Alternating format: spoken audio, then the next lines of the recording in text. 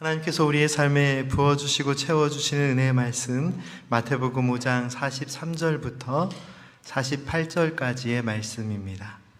또 내 이웃을 사랑하고 내 원수를 미워하라 하였다는 것을 너희가 들었으나 나는 너희에게 이르노니 너희 원수를 사랑하며 너희를 박해하는 자를 위하여 기도하라.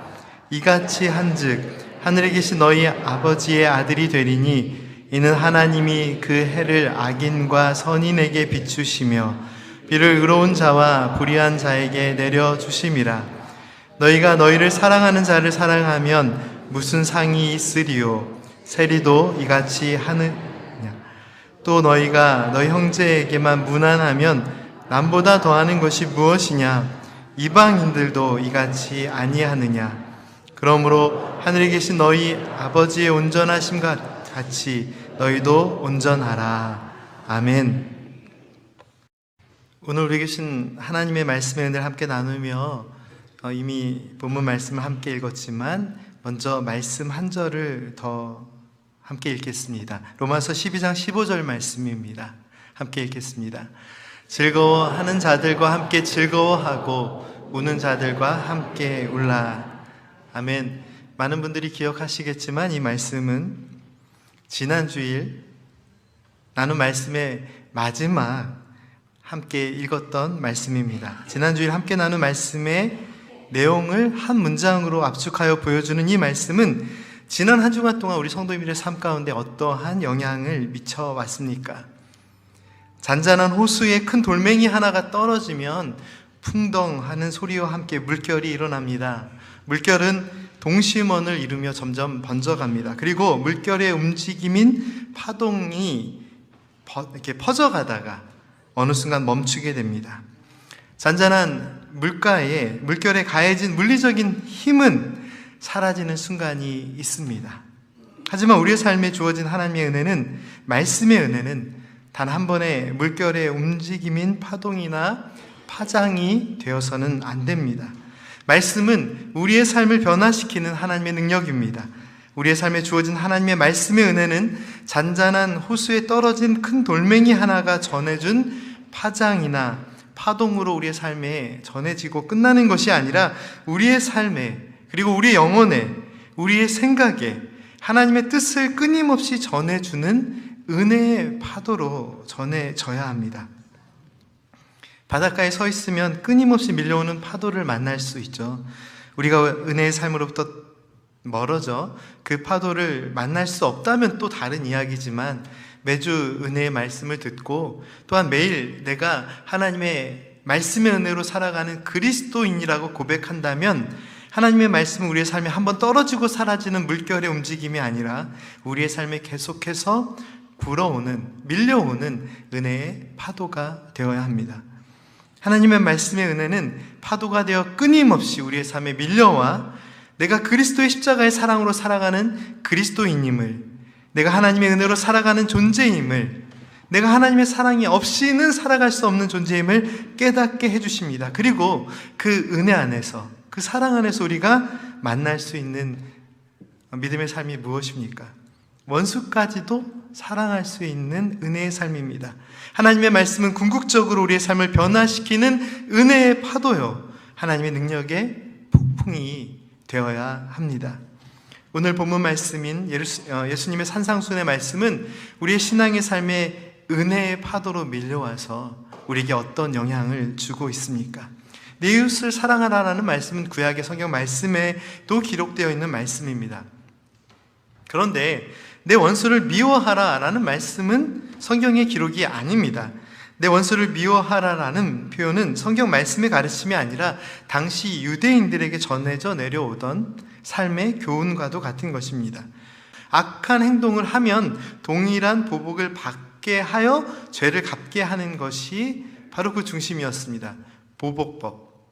그것이 형법이었죠. 유대인들은 그러한 전통과 규례의 영향을 받고 성장하였고, 내 원수를 미워하라, 즉 악한 일을 한 원수들에 대하여는 동일하게 보복하라 라고 하는 것이 그들의 삶의 지혜요, 그들의 삶 가운데서 지켜야 할 신념과도 같은 것이었습니다. 그런데 어느 날 그러한 신념을 가지고 살아가는 백성들에게 우리 주님께서 찾아오셔서 자신들이 배우고 받아들여온 사회적 그리고 문화적, 종교적 관념과는 너무나도 다른 말씀을 그들의 삶에 던져주셨습니다. 그것이 어떤 말씀입니까?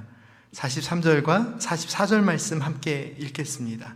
또 내 이웃을 사랑하고 내 원수를 미워하라 하였다는 것을 너희가 들었으나 나는 너희에게 이르노니 너희 원수를 사랑하며 너희를 박해하는 자를 위하여 기도하라. 사랑하는 성도 여러분, 우리가 예수님을 믿고 예수님의 제자된 믿음의 삶을 살아간다는 것은 어떤 의미일까요? 결국 주님의 말씀을 따르는 것이 기본입니다. 주님의 말씀을 따르지 않는 제자는 존재할 수 없습니다. 주님의 말씀하심을 통해 하나님의 뜻을 깨닫고 그 말씀이 이끄는 대로 예수님을 닮는, 예수님과 동행하는 삶을 살아가는 것이 주님의 제자됨의 기본입니다. 그리고 모든 그리스도인들이 살아야 할 삶의 목표이죠. 주님의 말씀이 우리의 삶에 선포되었을 때 우리는 그 말씀에 어떻게 반응하고 있습니까? 내 원수를 사랑하라. 2000년 전 갈릴리 한 산의 언덕에서 너희 원수를 사랑하라. 이 말씀은 지금까지의 모든 관념과 생각과 신념을 뒤집는 말씀이었습니다. 그리고 그 말씀이 선포되었을 때 유대인들은 그 말씀에 어떻게 반응했을까요? 그 말씀에 순종하며 믿음의 삶을 살았을까요? 그들 중 많은 사람들은 결국 이 말씀의 은혜와는 상관없는 삶을 살아갔습니다. 분명 말씀은 그들에게 큰 충격을 주었습니다. 그 말씀이 파동이 되고 파장이 되었으나 그 파동이 말씀이 전해주는 능력이 오래가지 못했다는 사실입니다. 혹시 오늘 우리의 믿음의 삶의 모습이 이와 같지는 않습니까? 내 원수를 사랑하라라는 말씀에 대한 순종의 실패가 무엇이었을까요? 말씀의 은혜와 상관없는 삶을 살아가고 또 나아가 우리를 용서하시고 사랑하신 주님의 은혜와는 상관없는 삶을 살아가고 자신의 기대와 바람이 완전히 무너진 어느 날 그들의 입술에서 나왔던 고백이 무엇입니까? 그 하나님의 말씀에 대한 불순종으로 인하여 그들의 삶 가운데 남아있었던 고백이 무엇인지 혹시 기억하십니까? 예수를 십자가에 못 박으시오. 그게 그들의 삶의 고백이었습니다. 하나님의 말씀에 대한 순종이 우리의 삶 가운데 지금 어떻게 증명되고 있습니까? 또는 반대로 하나님의 말씀에 대한 불순종이 우리의 삶을 얼마나 어지럽히고 있습니까? 하나님을 향한 찬송과 기도와 감사로 채워져야 될 삶의 고백들이 너무나도 어지러운 고백들로 지금 채워져 있지 않습니까? 예수를 십자가에 못 박으시오. 우리가 이렇게 고백하고 있지는 않으나 마치 살아계시지 않는 것처럼, 주님의 말씀이 능력이 없는 것처럼 그렇게 2000년 전 유대인들과 똑같은 신앙의 모습을 우리가 살아가고 있지는 않습니까? 48절 말씀은 그러므로 하늘에 계신 너희 아버지 온전하심과 같이 너희도 온전하라 라고 가르쳐 주십니다. 우리는 어떠한 신앙생활을 해야 할까요? 우리를 그리스도 예수 안에서 온전케 하시는 것이 하나님이 거룩하신 뜻입니다. 분명 내 원수를 사랑하는 것, 나를 핍박하는 자를 위해서 기도하는 건 너무나도 어려운 일입니다. 그러나 이것이 우리를 그리스도 예수 안에서 우리를 온전케 하시는 하나님의 거룩하신 뜻이라고 가르쳐 주십니다. 성도님께서 너무나도 잘 아시는 로마서 12장 2절 말씀은 무엇을 가르쳐 주십니까? 너희는 이 세대를 본받지 말고 오직 마음을 새롭게 함으로 변화를 받아 하나님의 선하시고 기뻐하시고 온전하신 뜻이 무엇인지 분별하도록 하라. 우리가 예수님을 만나고 예수님을 믿고 예수님을 통해 새롭게 되었을 때 우리의 관심은 이 세대를 본받는 것에 있지 아니하고 오직 마음을 새롭게 함으로 변화를 받아 하나님의 선하시고 기뻐하시고 온전하신 뜻이 무엇인지를 분별하며 믿음의 삶을 살아가는 것에 있어야 합니다. 원수까지도 사랑하게 하시는 주님의 말씀의 능력, 말씀이 선포됨으로 인하여 그 말씀을 이루시는 하나님의 말씀의 능력, 그 말씀의 능력이 있기 때문에 우리가 원수까지도 사랑할 수 있는 것입니다. 이민교회 안에 여러 가지 어려움들이 있음을 우리는 잘 알고 있습니다. 이민교회에 대한 문제가 무엇인지를 다루는 기사나 자료들을 확인해 보면 다음과 같은 이야기들을 합니다.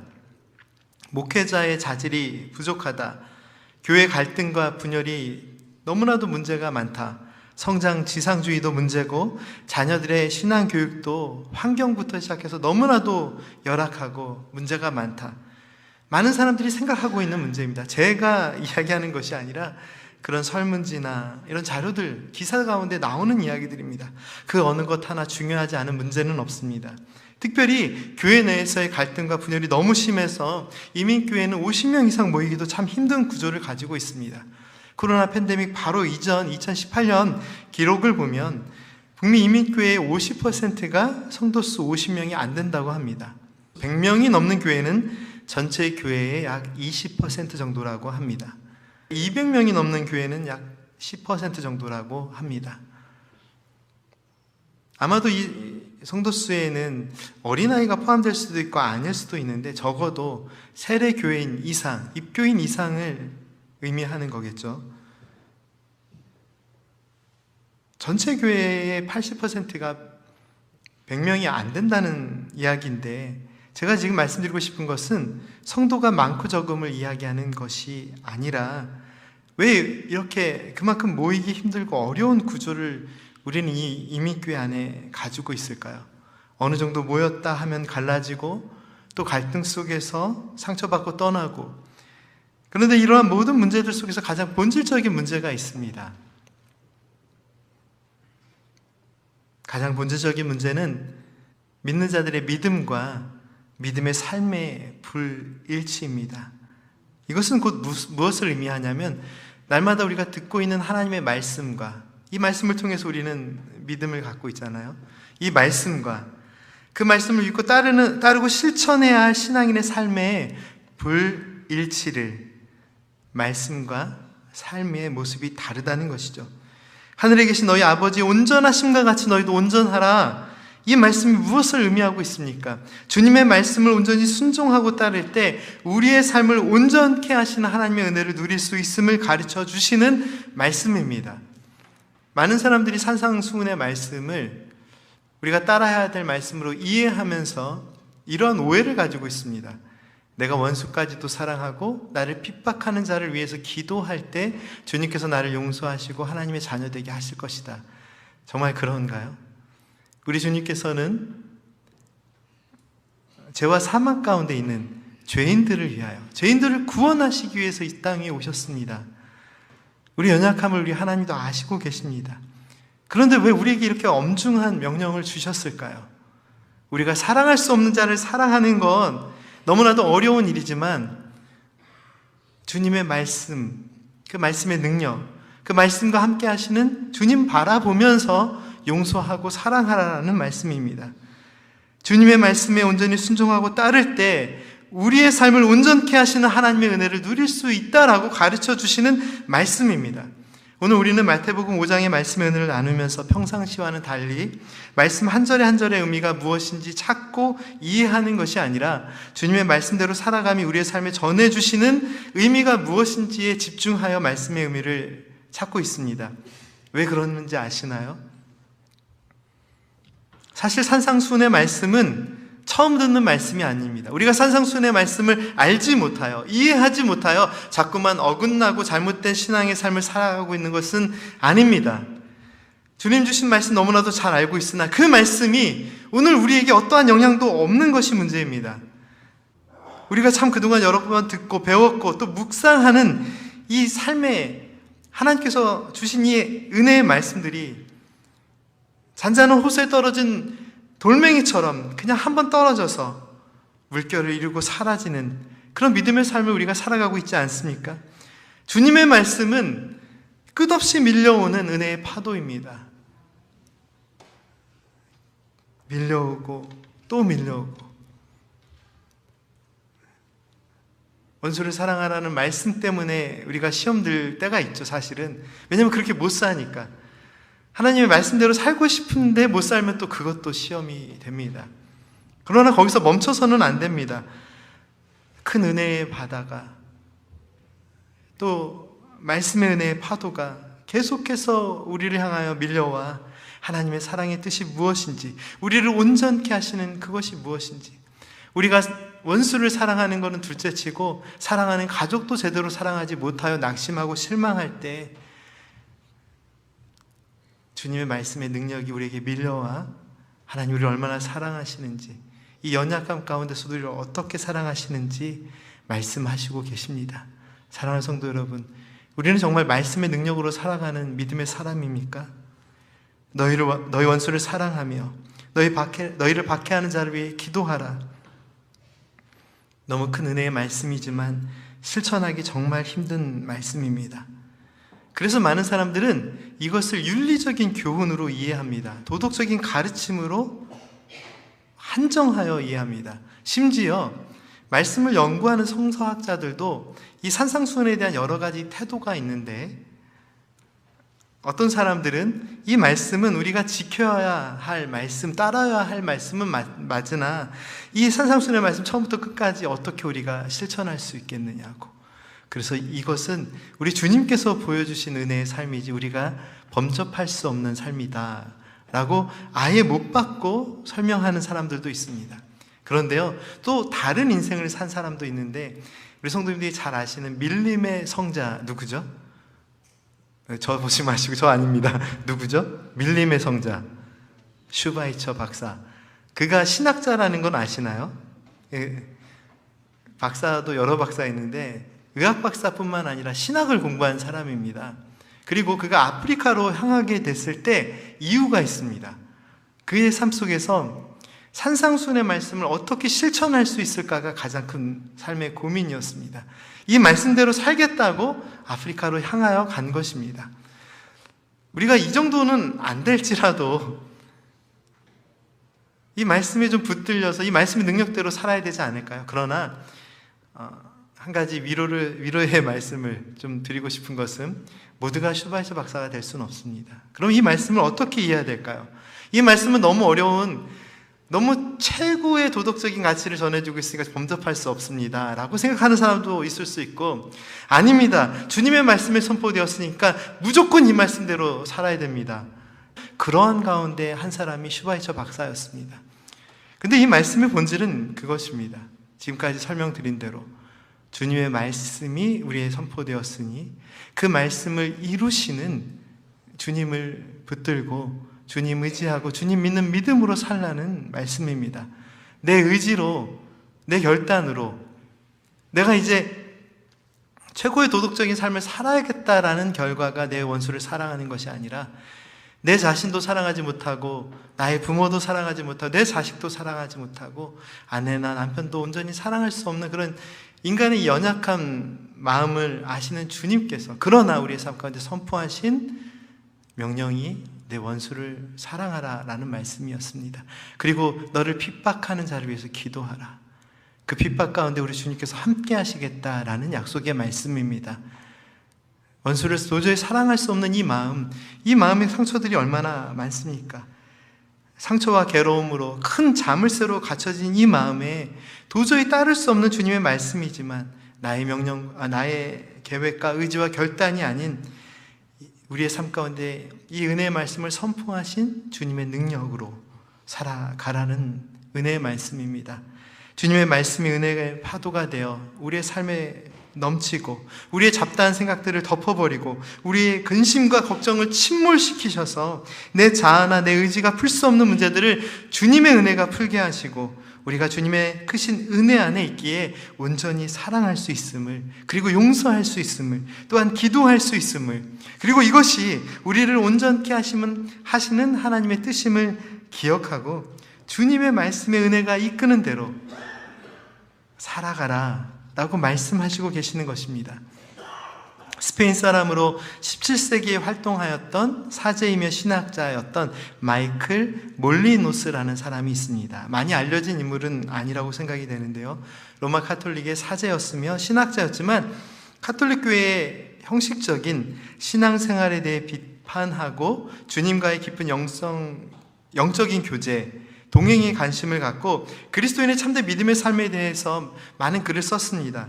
하지만 카톨릭 교회는 그의 사상이나 글이 프랑스 개신교와 독일 개신교의 경건주의와 흐름을 같이 한다고 하여서 그가 쓴 글들은 읽으면 안 된다라는 금서로 지정하고 또 불온 문서로 취급하여 그에 대한 박해를 가하기 시작했습니다. 그리고 그는 결국 로마 가톨릭 교회 안에서 이단으로 정죄되었고 도미니칸 수도원의 독방에 감금되어 지내다가 사망하였다고 합니다. 그가 이단으로 인정받은 이유는 오늘날의 이단과는 조금 다른 관점인데요. 로마 가톨릭 교회를 비판하고 개신교도의 개혁적인 사상과 유사한 부분이 있었기 때문에 이단으로 정죄를 받았습니다. 하지만 어쨌든 매우 논란이 있었던 인물인 것은 사실입니다. 시대가 변하여 현재는 그에 져서 영성 깊은 그리스도인 이런 책들이 많은 그리스도인들이 찾아 읽고 신앙의 삶에 대한 큰 교훈을 얻는 그런 책이 되었습니다. 그의 글을 읽으면서 인간의 침묵에 대한 3가지를 강조하는 내용을 제가 보았는데요. 첫째는 우리가 하고 있는 이 말에 대한 침묵입니다. 둘째는 욕망의 침묵입니다. 셋째는 가장 완전한 침묵을 의미하는 생각의 침묵입니다. 이걸 설명하는 이유는 주님과의 영적인 교제에서 어떻게 하면 하나님의 음성을 들을 수 있을까, 하나님의 뜻대로 살 수 있을까를 기도하고 묵상하고 연구하면서 이 3가지 침묵을 이야기하게 되는 것입니다.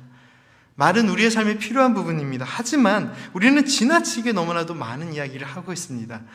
불필요한 말로 우리의 삶을 너무나도 많이 채우고 있어서 하나님의 은혜가 들어갈 공간들이 너무나도 제한적입니다.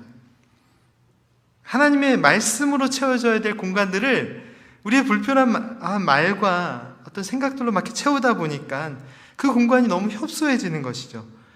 한번 돌아보십시오. 말이라는 것은 참 우리의 마음을 좀 속 시원하게 해주기는 하죠. 그래서 말이 필요할 때가 있습니다. 대화가 필요할 때가 있고 소통이 필요할 때가 있습니다. 그런데 목회자인 저도 종종 후회가 되고 참 마음이 아픈 것은 너무 말을 안 해서 내가 후회가 되고 이런 적은 거의 없고, 너무 많은 말을 했구나. 이 상황에서 어쩌면 하나님께서 원하시는 것은 성전에 나와 무릎 꿇고 기도하는 것일 텐데 너무 많은 말을 했구나 라는 그런 생각이 들 때가 참 많이 있습니다. 말이 필요 없는 것은 아닙니다. 말은 필요합니다. 대화도 필요하고 소통도 필요합니다.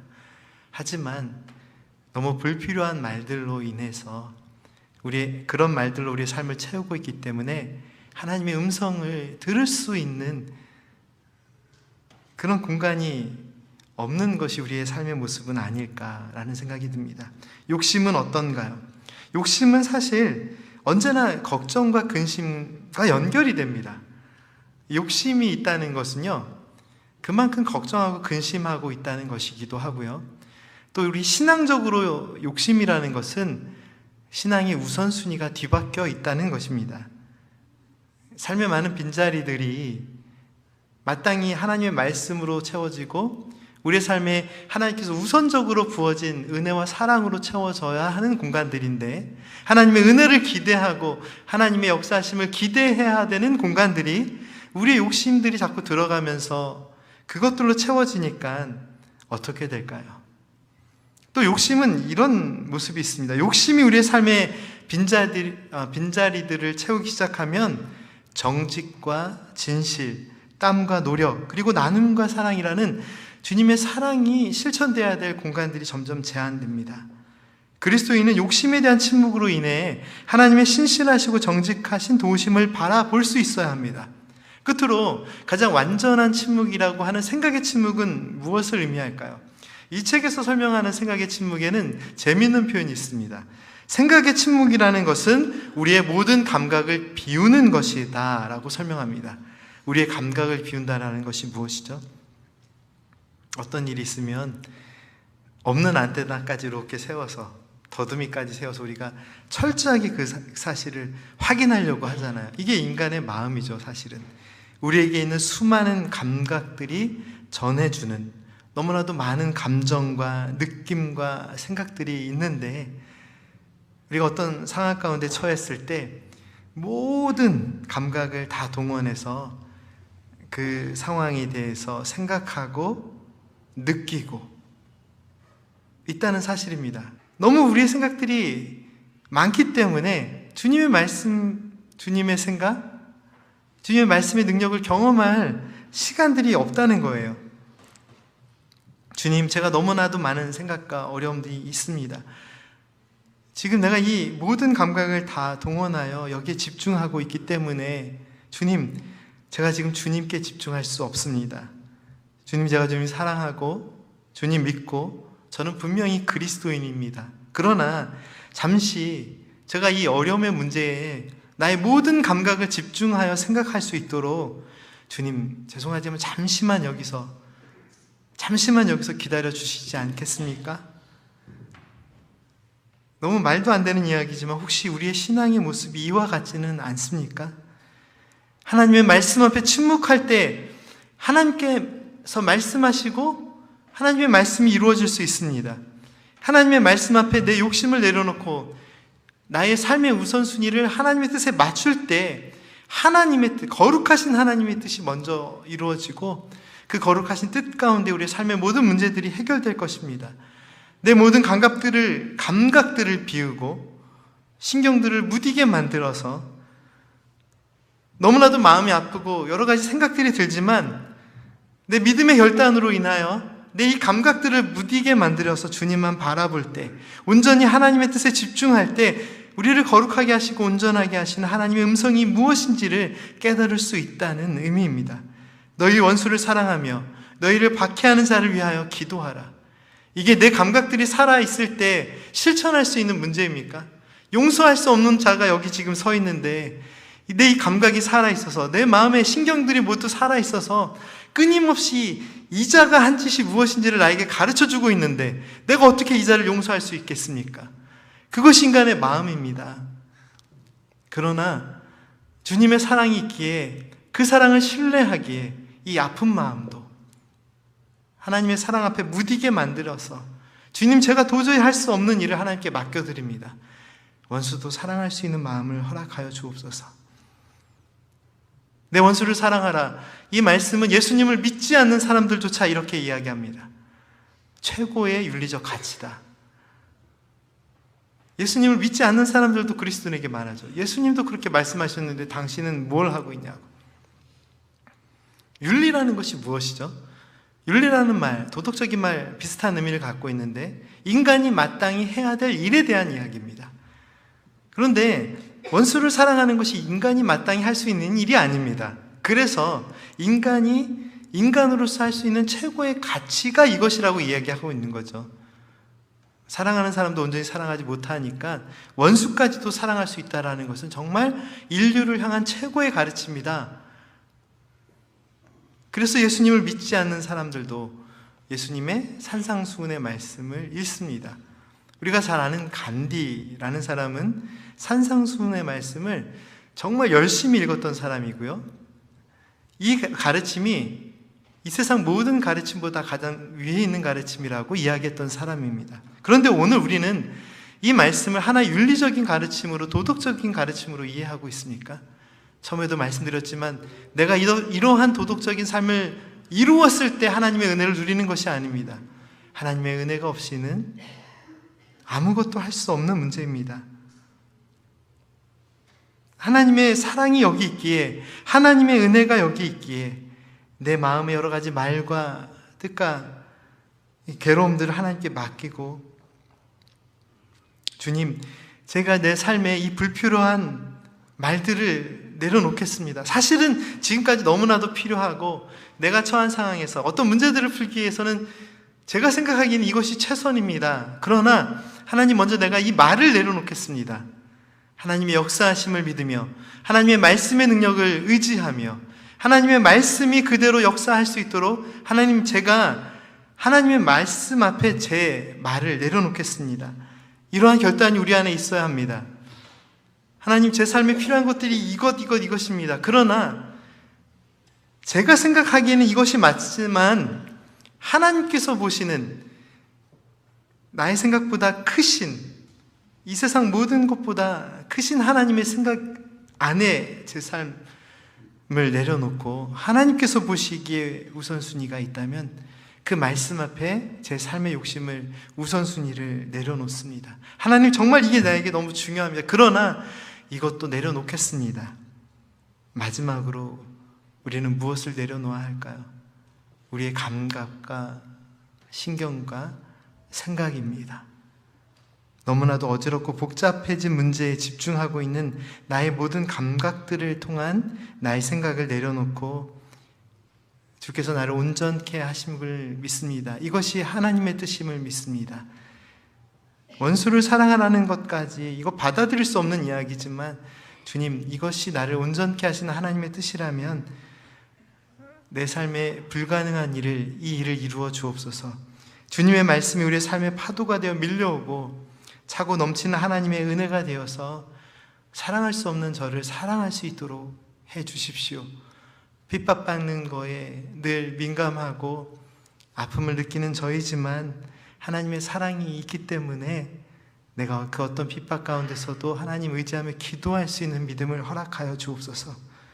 원수까지도 사랑하고 나를 괴롭게 하는 자를 위해서 먼저 기도할 수 있는 그 은혜, 단 한 번의 물결로 우리 안에 전해줄 수 있다면 너무 좋겠지만 현실적으로는 너무나도 어려운 이야기입니다. 그러나 그 은혜를 놓치지 마십시오. 한 번의 물결이 아니라 끊임없이 우리의 삶 가운데 부어주시는 은혜의 파도, 사랑의 바람, 또 하나님의 사랑, 그 은혜의 바다 그 자체, 주님 나를 그곳에 풍덩 담그셔서 내 뜻대로 살지 아니하고 나를 온전케 하시는 하나님의 뜻대로 살게 하옵소서. 오늘 이 말씀 가운데 함께 고백하기 원합니다. 기도드리겠습니다.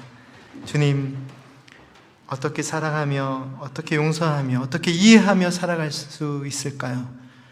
오늘 이 말씀을 듣고도 다시 한번 좌절할 수밖에 없습니다. 주님, 이 말씀이 큰 파도가 되고 파장이 되고 파동이 되어 내 마음을 울리고 있으나 우리는 늘 실패했던 모습을 또 보게 됩니다. 그러나 주님, 그래도 다시 한번 주님의 은혜의 파도, 은혜의 바람 제 삶에 불어주시어서 날마다 끊이지 않은 주님의 말씀의 능력으로 살게 하여 주옵소서. 그 말씀이 나를 변화시키시고 나의 말을 변화시켜 주시고 내 삶의 우선순위를 바로잡아 주시고 내 이 어지러운 생각들을 바로잡아 주시사 주님 뜻대로 살게 하여 주옵소서. 모든 것 감사드리며 예수님의 이름으로 기도드립니다. 아멘.